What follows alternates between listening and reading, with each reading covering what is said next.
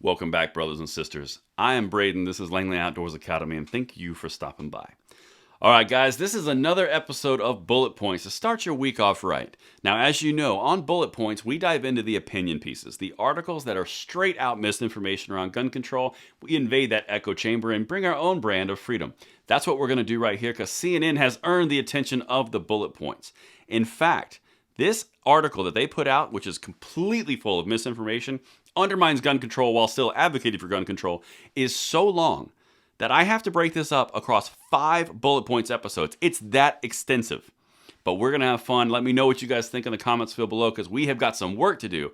And if you think that we earned that subscription, we need your support to join the ranks because 2022 is coming and this is going to be a main argument of the narrative for the Democrats and the campaigns for 2022. It's going to be about guns. 100%. I guarantee it. Mark it here. But let's dive in. If I earn it, make sure you hit it. And let's get into this because this article deserves some attention. High number of firearm recoveries underscores America's worsening gun violence epidemic. Okay, so this came out yesterday, but listen to this.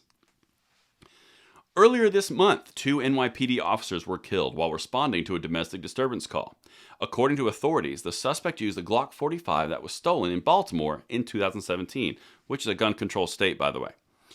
Promptly, city and state officials to call for stronger measures against gun violence and gun trafficking across state lines. The tragedy highlighted a growing concern about the seeming flood of firearms across America. So they're trying to gin up fear around the guns that are being trafficked because even gun control doesn't work because you can just traffic. You can just go around the laws, which circumvents gun control completely. But let's not talk about that. Let's go to the next piece here because what they start to do is you'll pick up a pattern. Law enforcement agencies in some of the country's biggest cities, Democrat run, seized or recovered, pay attention to that, seized or recovered near decade-high numbers of firearms in 2021, according to data provided to CNN. Many police departments also reported recovering high numbers of ghost guns, untracked and untraceable firearms that are often bought online and assembled at home. So they're going in with everything. They're going in with trafficking. They're going with ghost guns. They are doing a full court press to set this narrative. Let's keep going because remember that word, recovered. In New York, police made 4,497 gun arrests in 2021, up 3% from 2020, but a 26% rise from 2019. So 2020 wasn't scary enough with 3, so they had to go back another year to 26% rise. Adams said in a press conference that police had recovered more than 6,000 guns in the city last year. Another thing with the 2019, there also wasn't a whole defund the police movement in 2019. Just saying. All right, let's keep going. The high volume of guns recovered comes as the country has seen a surge of gun violence amongst the onset of the pandemic. See that? Recovered. There it is again.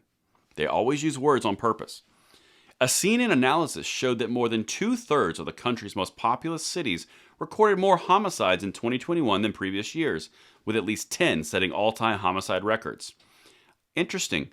Did you guys know that most of the most populous cities are all Democrat-run and gun control zones? But they didn't mention that there, did they? No. They're trying to gin up the fear to set the Democrats up to have a narrative. They create the problem. The Dems run on the problem they created. This is the way that it works. And we are going to cover this in depth. That's why we're going to focus together on this so hard. CNN requested data on gun seizures and recoveries. It's the third time. From police departments in over a dozen of America's largest cities, Democrat-run. Of the 8 cities that responded with data through the end of 2021, all recorded more gun recoveries, fourth time, last year than in 2020, with several reaching highs not seen in at least a decade. So, you can pretty much see where they're going with this. It's all about gun recoveries, and they're trying to paint the picture that guns are so flooded and awashed, words from this article, that police are just recovering them all over the place. It's like candy. They just can't resist. Here we go. Check this out. 2020, with several reaching highs not seen in at least a decade. Not all cities distinguish between guns recovered from crime scenes and those recovered from voluntary efforts, including buybacks. So in their whole buildup of there's more guns being recovered than ever, they're not even telling you that, oh, by the way, those are from gun buybacks. Do you think that skews the numbers a little bit? Poquito? Yeah, just a little bit.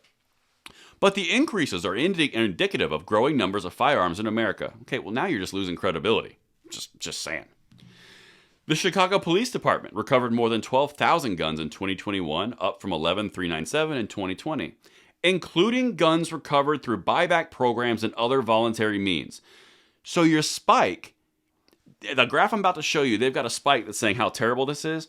They're not even saying that it's including in recovery guns. They're positioning it as, look at all the guns they found. No, they did more buyback programs. They funded and boosted their numbers. They're cheating on these statistics. That's why we look at the details. And here is the graph for you. Chicago, Los Angeles, Houston, Philadelphia, Washington, D.C., Baltimore, San Jose, and San Francisco. Interestingly enough, San Jose had no spike, had no nothing, but they just passed insurance, mandated insurance, and fees for gun owners. Doesn't make a lot of sense, does it? No. Look at Chicago, buyback programs. Los Angeles, buyback programs. Houston, buyback programs. All of these things are not saying what is really happening. They're framing it from a perspective of, look at the problem we're having, so the Democrats can run on it. It's important they do this every time.